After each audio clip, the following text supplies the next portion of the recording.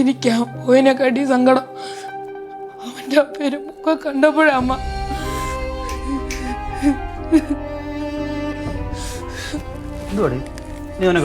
ഞാനൊന്നും ചെയ്തില്ല രാജീവേട്ടാ. മോന്റെ ക്ലാസ്മേറ്റ് മരിച്ചില്ല. ഞാൻ അറിഞ്ഞായിരുന്നു വൈകുന്നേരം ഇങ്ങോട്ട് വന്നപ്പോൾ. അത് ആക്സിഡന്റ് ആയിരുന്നല്ലേ? മക്കളെ നിന്റെ സ്കൂളിൽ പഠിച്ചാണോ? നിന്റെ കൂട്ടുകാരനോ?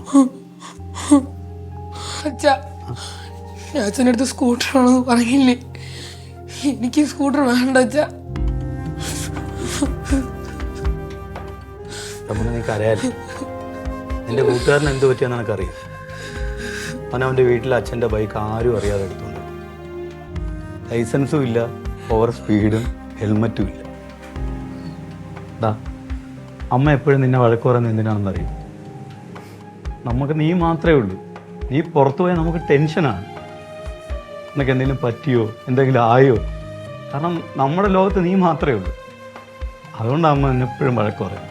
ഇനി ഞാൻ അച്ഛനും അമ്മയും പറഞ്ഞത് മാത്രമേ കേൾക്കൂ.